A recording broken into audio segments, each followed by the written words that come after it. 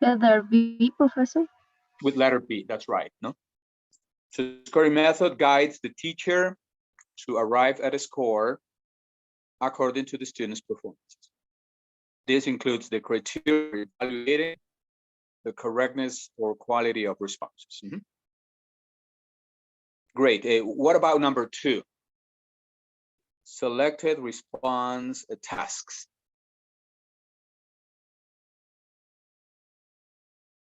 It's letter A. Letter A. Selected response tasks require students to choose one or more responses from a variety of options. The typical example is multiple choice, no? Right. Number 3, limited production response tasks. Letter D. Require students to provide short answers in oral or written way. Thank you. Thank you very much. No? So they can be, for example, one word, no, a single word, or words, no, a few words. It could be even a single sentence or just an utterance. No? But it's no more than one full sentence. No, no more than a single sentence. No? Number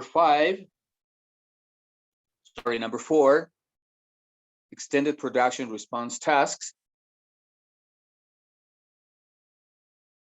It's letter C. Require longer oral or written responses. Exactly, given in 2 sentences or longer stretches of discourse. No? It could be, for example, a paragraph or an essay, and if we talk about oral production, it can be an interview. No? Number 5, a scoring key.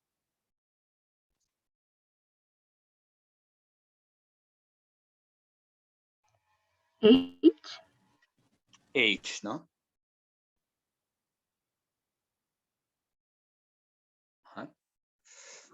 Is used for scoring selected responses and indicates the correct responses and how many points are assigned for each correct response. No, that's number 5. Number 6, a rating scale.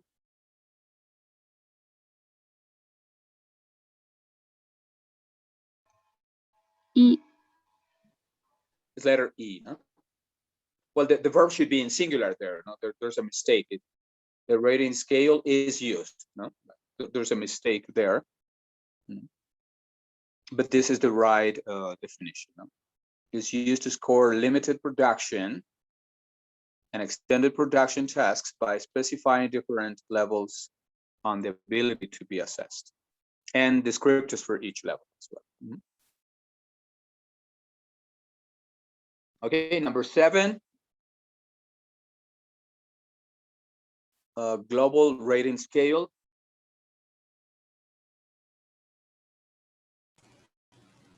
Letter F. The global rating scale rates general quality or general ability, level of ability, no, of students' performance.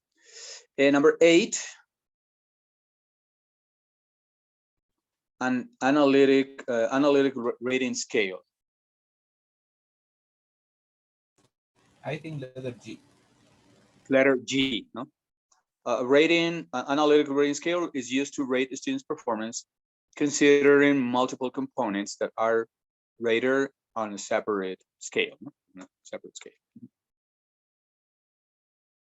Like the components we have when we have the classroom-based assessments. No, in a typical class, that is part of a course. No, of a course. A grade.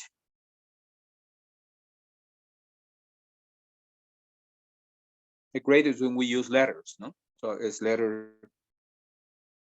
J, no? And a mark is when we use yes. And a mark is when we use numbers, no? So it uses numbers to express different levels of achievement. So it's letter I. Great, yeah. So these are some words that some of the words that we use when we talk about rating scoring methods, rating scales and all that. So I thought it was important to go over the questions and yeah, and make sure that you did right, and you did right. So very good.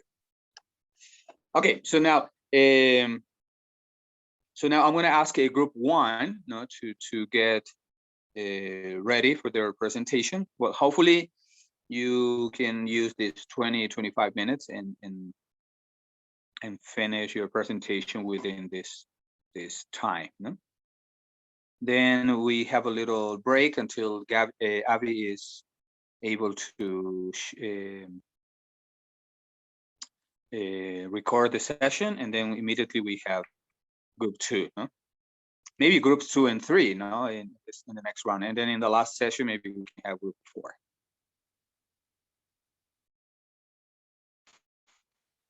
Okay, let's see. Thank you very much.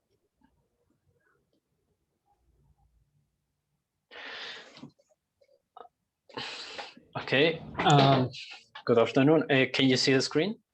Yes. Yes. All right. Well, good afternoon, everyone. Good afternoon, professor. Good afternoon, classmates. We are the group number 1, and we have prepared a final evaluation for a second of bachillerato, and it's a B1 evaluation. We have considered this. We have considered different parameters in this evaluation, and it covers different topics and different skills like speaking, reading, writing, and also there is one part of grammar. You will see my classmates are going to explain you some curious aspects about these evaluations, and we will explain how these all of these tasks correspond and accomplishes each one of the 5 principles of assessment.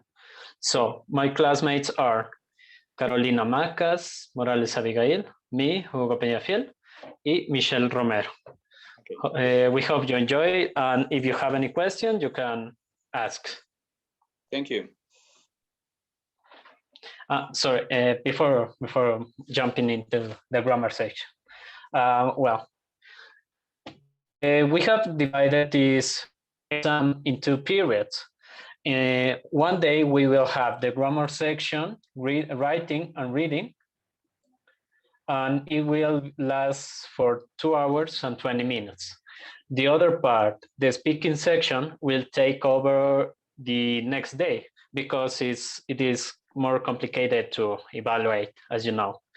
And you will see here, we have considered very practical to use this answer boxes in order to make our students fill up in the spaces according to their answers in the grammar section and in the reading section. More like an answer sheet. Exactly, as an answer sheet. So our student it is going to be function as in the practical principle, because it will save us more time and our students will have more facilities to complete this exam. So with anything more to add, my partner is going to explain the first section. Okay, in the first part, we have the grammar section. So as we know, it's important, the instructions. So first one, me as the teacher, I will give the instruction orally before assessment. So for example, I'm gonna read the instruction. So my dear students, for the grammar section, you will have 20 minutes. Feel free to write any notes on the following pages. However, remember to write your answer in the answer sheet, which is in the first page, okay? And for the following questions, 1 to 10, read the extracts and choose the correct option, A, B, or C. As you can see here in in the paper, you have 5 extracts, okay? For each extract, you have 2 questions, okay? For example, in the first extract, you will find the 2 first questions, question number 1 and question number 2. It's important that you know that these 2 questions are related, okay? And this is the same case for the extract number 2. So with this instruction, the students will have a better understanding of this part of the assessment. Now I'm going to explain you what this part of the assessment is practical, okay? This part of the test, which corresponds to the grammar section, is practical because it's easy to administer and can be scored quickly. Taking into account, as you can see here, that this part of the test is a multiple choice task, as you can see here, which is composed by 10 questions. And the scoring method that will be used is a scoring K, as you can see here, which is composed by the question, which are 10 questions, the answer for each question, and the score for each one of the questions will be 1 point. So as a total, we have 10 points for this grammar section, okay? So on the other hand, this part of the test is reliable because these multiple choice questions are less susceptible to guessing than true or false questions, okay?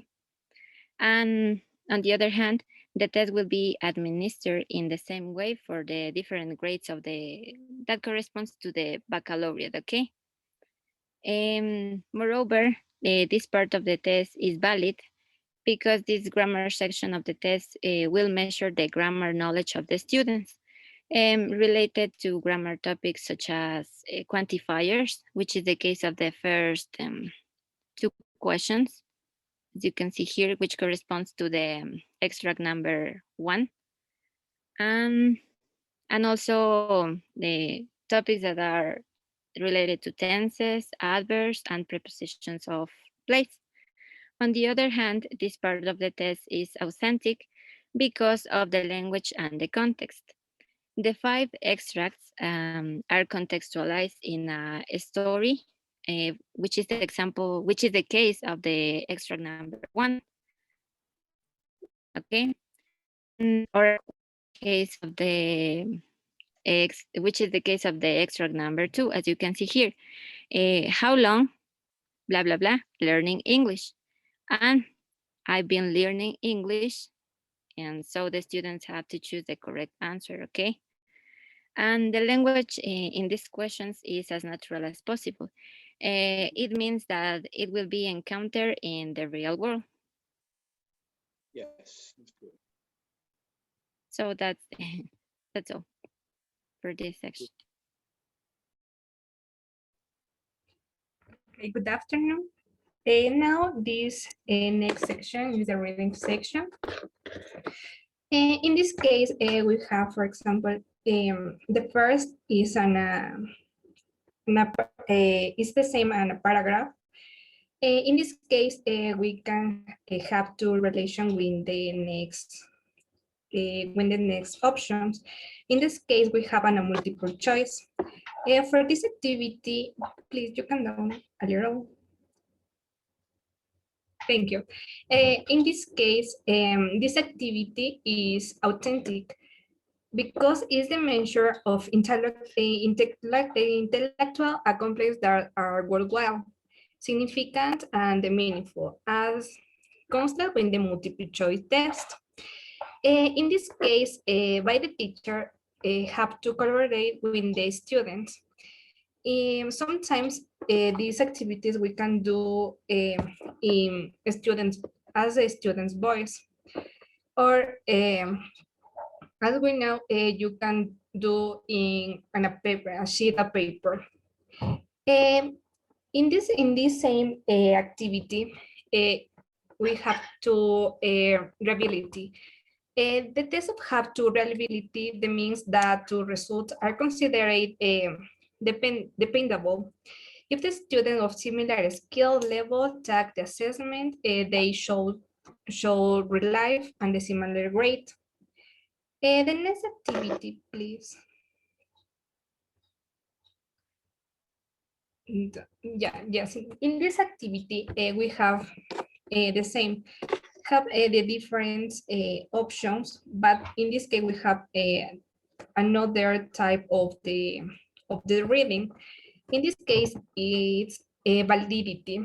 The last thing as a good to needs to is validity, as we know. The answer of the question, what the test actually measure, what is the intent to measure. In this case, we are going to evaluate of the level of the students. This test we are going to do for a B1 level. Now, please. And they finally have watchback. In this Watchback. case, maybe consider a more fluid approach in the language education, where a definition of language ability by be limited. However, it by the considered beneficial when good teaching practical results. And then finally, all this activity about the reading have an score to 20 points. And this, thank you. Thank you. Thank you very much. Okay, good afternoon, everyone. I will explain you then I will explain the next part of the final exam that we have planned. This is the writing section. As you know, writing is a productive skill, which is fundamental for the ESL learners to develop. Therefore, as part of this evaluation, we have asked our students to write 2 pieces of writing regarding to different topics and needs. Following the structure of a PET exam, we have considered useful to set realistic situations where the authenticity principle is followed. You can see that in question number 1, it asks to write a response asking you for suggestions for a party. In real life, we find situations like this, and it is really important to know how to face them properly. This task also follows the principle of practicality because it provides a range of words to write and have clear objectives to reach. As you can see, there are. Can you scroll up, please? Yes, I didn't finish. Okay. Okay, this task, as I said before, provides a range of words to write. And as you can see, there are 3 objectives and a range of 35 to 45 words to be writing on the lines. Therefore, the instructions are very clear, and the student knows clearly what to do in the task, so they do not lose time asking for further clarifications. Okay, scroll down, please, a little bit. Yes. We will find now we will find the rubric we will use to grade this task. As you can see, it is an analytic rubric which assesses 3 main points. The first one, grammar and spelling. The second one, sequence of ideas in order to in order to know if they achieved the objectives proposed by the task. The Right. third one, suggestions, which is referred directly with the content of the task and confirms if the student proposed something useful, realistic, and logic in the task. These 3 points I just referred to are part of the validity principle because guarantees the students that their task will evaluate what it says it evaluates. Okay. Okay, then scroll down, please. Okay, going down a little bit more, we find the second part of the writing section. This requires our students to write a story. This has an introduction, a body, and a conclusion paragraph. So how can we know these tasks follow the reliability principle? Well, there are two main components of this. First, 1 hour to complete these two tasks are more than enough, and will ensure that the most students feel comfortable to think their ideas and arrange good writing. Second, the possibility of using another piece of paper to write their ideas. We will ensure them that they will have the opportunity to create, reject, and rearrange their ideas before writing them down on the test.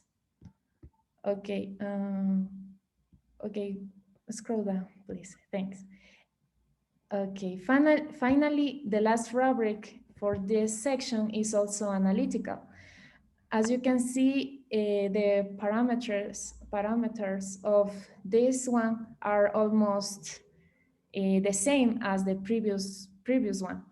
However, the important element to notice here is the conclusion part. Students need to know how to arrange their ideas in order to establish a beginning paragraph body and a conclusion. Otherwise, the text will have no purpose even if it is well written.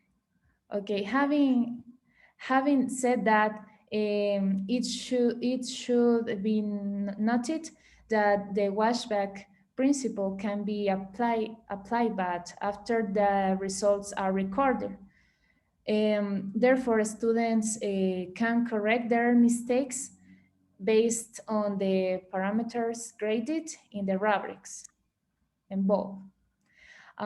Spelling and okay.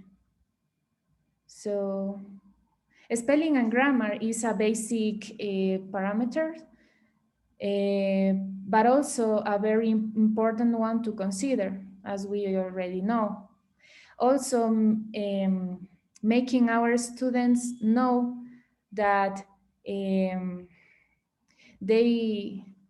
that the way they arrange their ideas is important, and it is also a parameter to be evaluated. Because, as I said before, if the text cannot be understood, it doesn't matter if there is perfect grammar and spelling. Okay, scroll down. Okay, no, it's okay.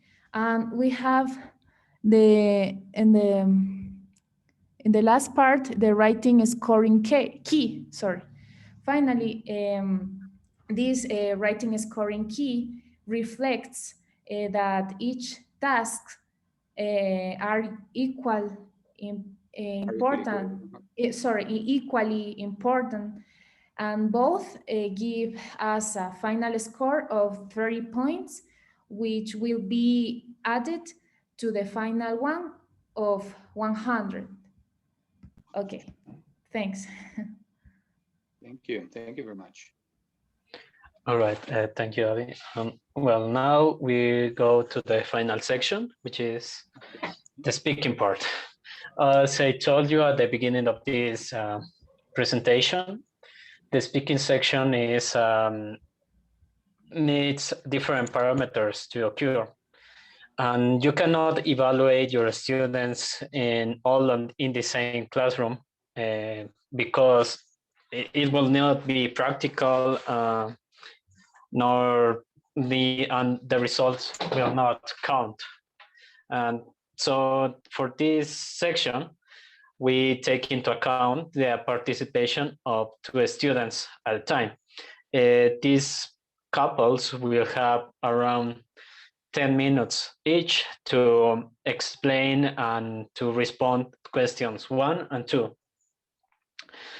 For this part is question number 1. The teacher is going to explain them a couple of situations. For example, in the first one, they are going on a trip, and the students will both discuss together which elements they will carry to this trip. This test is reliable because students are scored with the same exercises, and also these couples will be chosen in this way. Maybe the best person in speaking English will help the lowest one, the person who has problems. So in this way, we can ensure that the better person will help the other to explain better his points. So to evaluate this, we have a general rubric. This rubric only assesses 1 point, and it's if the interlocutors speak clearly and if the conversation flow, obviously they will have a good score in this question. If they were making mistakes and maybe the explications were not good enough, they will start losing points. And this follows the principle of validity because everyone knows which points are going to be assessed during their speaking participation. Now let's jump to the second question. The second question is kind of different because in this, the teacher first is going to give you this image to one of the students. The first student then will start explaining about what is curious about this image to the other one. And when the time is over, is going to be the turn of the second person. The second person is going to explain the second image to the first person. And this is done in order to follow the authenticity principle because